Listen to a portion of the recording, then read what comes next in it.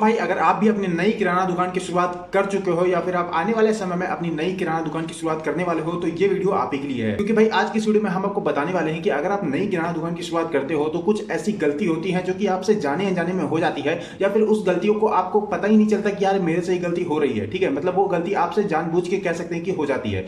तो उस गलती को आपको कैसे इग्नोर करना है, ठीक है, उस गलती को कैसे आपको नहीं करना है। छोटी छोटी गलती होती है जिसको कि आपको अपने नई किराना दुकान जब आप शुरुआत करते हो अपनी नई किराना दुकान की, तो वो गलती वैसे में आपको अपने दुकान के साथ नहीं करनी चाहिए। ठीक है, इसी के बारे में आपको आज के वीडियो में बताने वाला हूं, क्योंकि भाई ये वीडियो होने वाली है केडीबी बिजनेस मास्टर प्लान है कि किराना दुकान बिजनेस मास्टर प्लान की सीरीज का पार्ट 5 वीडियो है। पार्ट 1 2 3 4 चारों वीडियो आपको इसी चैनल पर अपलोडेड मिल जाएंगी। ये सब में आपको किराना दुकान शुरू करने का पूरा जड़ से मतलब पूरा बेसिक प्लान, कैसे किस जगह पे कहां पे किराना दुकान की शुरुआत करनी है, ये सारी चीजें आपको उस वीडियो में बताया गया है। तो ये उस वीडियो का पार्ट 5 वीडियो है। ठीक है, जिसमें कि हम आपको बताने वाले हैं कि आपको अपने दुकान में कौन से सामान की कितनी क्वांटिटी रखनी चाहिए। ठीक है, तो चलिए वीडियो को शुरू करते हैं। लेकिन अगर आपने वीडियो को अब तक लाइक नहीं किया है तो लाइक कर दीजिएगा, और ऐसी और वीडियोस को देखने के लिए वीडियो को लाइक करके चैनल को सब्सक्राइब भी जरूर कर दीजिएगा। और साथ ही आप मुझे इंस्टाग्राम पे फॉलो कर सकते हो, क्योंकि यहाँ पे आपको जल्दी अपडेट्स मिलते हैं। भाई जब भी आप नई किराना दुकान की शुरुआत करोगे ना, तो उसमें आपको सबसे मेजर चीज ऐसी होती है। देखो, किराना दुकान में कुछ दो तरीके के सामान होते हैं। एक वैसे सामान होते हैं जो पैक्ड होते हैं, ठीक है, मतलब जो पैक्ड वाले आइटम होते हैं, और कुछ ऐसे सामान भी होते हैं जिसे कि आपको खुला लाना पड़ता है, मतलब फुटकर में बेचना पड़ता है। जैसे कि मैं यहाँ पे कुछ सामानों की लिस्ट बना करके रखा हूँ, ठीक है, जिसके बारे में आपको बताने वाला हूँ कि कुछ ऐसी चीजें हैं जिन्हें कि आप चाहो तो खुला भी बेच सकते हो, या तो आप पैकेट उनका ला कर भी बेच सकते हो। लेकिन किसी किसी जगह पे अगर आप किसी पर्टिकुलर एरिया में दुकान खोलोगे तो वहां पे क्या होता है कि लोग ज्यादातर पैकेट वाला सामान ज्यादा खरीदना पसंद करते हैं। लेकिन अगर आप किसी ग्रामीण क्षेत्र में दुकान खोलोगे तो वैसे क्षेत्र में क्या रहता है कि लोग खुला आइटम यानी कि फुटकर में खरीदना ज्यादा पसंद करते हैं, क्योंकि भाई वहां के लोगों को ऐसा लगता है कि यार मतलब अगर हम फुटकर में खरीदेंगे तो वो हमें ज्यादा सस्ता पड़ता है। और भाई किसी किसी जगह पे कस्टमर देखो कहता है कि हमको पैक्ड वाला आइटम चाहिए, यानी कि पैकेट वाला आइटम चाहिए। यहाँ पे कुछ ऐसे सामान है जिन्हें के बारे में मैं आपको बताने वाला हूँ। सबसे पहला आता है मैदा। ठीक है, मैदा, आटा, सूजी भाई जैसे कि अलग अलग जगह पे रवा भी बोला जाता है। ठीक है, उसके बाद आता है दाल देखो भाई कई तरीके की होती है। ठीक है, अब इसमें आपको क्या नहीं करना है, क्या गलती करना है, इसके बारे में आपको आगे बताने वाला हूँ। ठीक है, पहले आप सामान का नाम जान लो।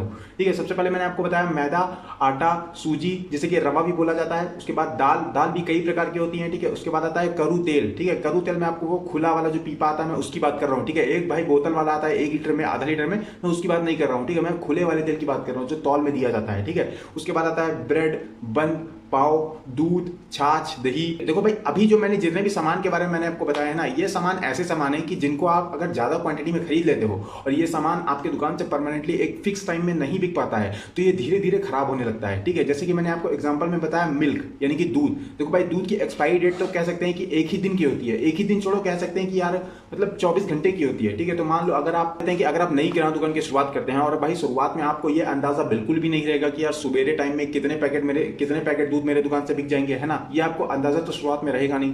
तो इसीलिए आपको स्टार्टिंग के टाइम में दूध के पैकेट या फिर कुछ ऐसे सामान जिनके नाम मैंने अभी आपको बताए हैं, इस सामानों को ज्यादा क्वांटिटी में नहीं खरीदना है, क्योंकि ये सामान ऐसे होते हैं अगर आप इन्हें ज्यादा क्वांटिटी में खरीद लोगे तो आपकी दुकान पे रखे रखे ही खराब होने लगेंगे। ठीक है, खराब ये दो तरीके से होते हैं। सबसे पहला, अगर आपकी दुकान में चूहा आ जाएगा तो चूहे उन सामान को कुतर देते हैं, तो वजह से वो सामान खराब हो जाते हैं। उसके बाद भाई दूसरा तरीका ये, अगर आप कोई पैक्ड वाला आइटम रखते हो तो उसकी एक्सपायरी डेट निकल जाती है। ठीक है, अभी ये एक्सपायरी डेट वाला सामान कैसे एक्सपायर होता है इसके बारे में मैं आपको बताने वाला हूँ। उसकी एक अलग सामान है। ठीक है, उन सामान को भी आपको ज्यादा क्वांटिटी में नहीं रखना है। मैदा की बोरी लाते हो तो उसको आपको तभी लाना है जब आपको लगे कि मेरे दुकान से मैदा की सेल परमानेंट हो रही है। भाई मैं अपने एक्सपीरियंस के हिसाब से बता रहा हूँ, मेरी किराना दुकान में मैदे की बिक्री तब ज्यादा होती है जब कोई फेस्टिवल का सीजन होता है, जब कोई त्योहार का सीजन रहता है, तब जाके भाई ये जो मैदा है इसकी डिमांड ज्यादा रहती है, इसकी बिक्री ज्यादा रहती है। तो ऐसे क्या है, जब इसका सीजन मतलब त्योहार का सीजन नहीं रहता है तो मैं अपनी दुकान में मैदा जैसे सामान नहीं रखता हूँ। ठीक है, जब त्योहार का सीजन आने वाला होता है या फिर आने एक हफ्ते पहले ही मैं इन सारे सामानों को लेकर के आ जाता हूँ, क्योंकि ऐसा क्या है मेरा इसमें नुकसान होने से बच जाता है। और वहीं अगर आप इस चीज को नहीं समझोगे तो आप अपना नुकसान जरूर करवा लोगे। तो आपको अपने दुकान में मैदा की, मान लो अगर आप बोरी खरीदते हो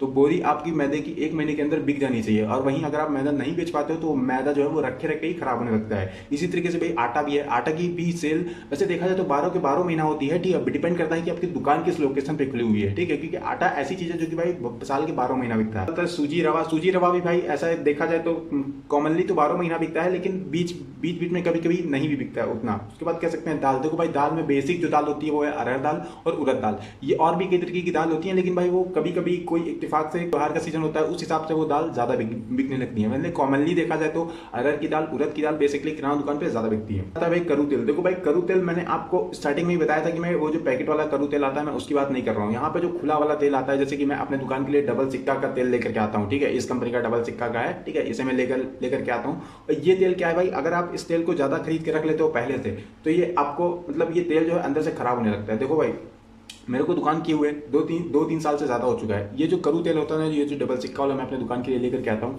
ये गर्मी में कुछ अलग तरीके से बन करके आता है और ठंडी में कुछ अलग तरीके से बन करके आता है, ठीक है। मतलब आप देखोगे कि कभी कभी ना कड़ू तेल भी जमने लगता है।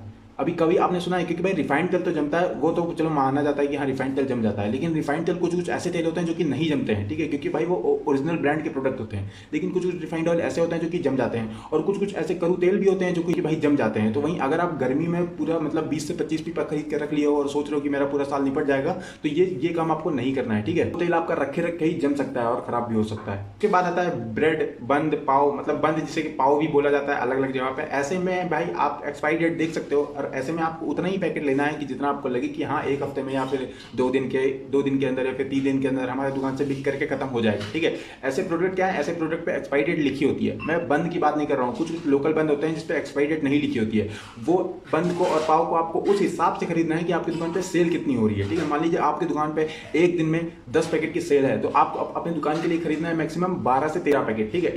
इससे ज्यादा आपको नहीं खरीदना है। और मान लेते हैं कि आपकी दुकान एक दिन में बंद की और ब्रेड की बिक्री होती है 20 से 25 पैकेट, तब आपको जाकर के खरीदना है 28 से 29 पैकेट, ठीक है। इस हिसाब से आपको अपनी दुकान में सामान खरीदना है। बात आता है दूध, दही, छाछ, तो इसके बारे में आपको पता ही होगा कि जिस भी डिस्ट्रीब्यूटर से आप दूध, दही, छाछ लोगे, जिस भी कंपनी का लोगे, वो आपको पहले ही बता देगा कि ये सामान भाई इस डेट तक एक्सपायर हो जाएगा या फिर इस डेट को एक्सपायर होने वाला रहेगा, ठीक है। तो उसी हिसाब से आपको अपने दुकान पे कितना सेल होना चाहिए, कितनी बिक्री होनी चाहिए, उसी हिसाब से आपको इन सभी सामानों की क्वांटिटी खरीदनी है। ज्यादा क्वांटिटी में नहीं खरीदना है, मैं आपको 12 से बता रहा हूँ। भाई एक और सामान होता है जो कि भाई रखे रखे एक्सपायर हो जाता है, ठीक है। अभी जो मैंने आपको सामान खराब होने का तरीका बताया, वो सामान वो था जो कोई सामान ऐसा होता है जो कि जिसे कि भाई फुटकर में बेचा जाता है। लेकिन अभी जो मैं आपको बताने वाला हूं, ये वो सामान है जो कि पैक्ड वाला आइटम है, जो कि भाई रखे रखे ही खराब हो जाता है। अब ऐसा क्यों हो जाता है, देखो सबसे पहले मैं आपको बता देता हूं, इसके ऊपर भी मैंने एक लिस्ट बनाई है। सबसे पहला वो है भाई बिग पैक्ड वाले आइटम होते हैं, यानी कि बिग पैकेट। जैसे कि मान लो आपने देखा होगा कि मैगी का एक बड़ा पैकेट होता है, ठीक है, चाय पत्ती का बड़ा पैकेट होता है, बिस्किट का बड़ा पैकेट होता है, नमकीन का बड़ा पैकेट होता है। तो इस तरह के बड़े पैकेट वाले ऑफर होते हैं ना, इनकी बिक्री जो कह सकते हैं कि 450 रुपए या 500 रुपए, 350 रुपए, इस हिसाब से होती है, ठीक है। इस और जिसमें कि आपको मतलब प्रॉफिट मार्जिन भी काफी अच्छा वाला देखने को मिलता है।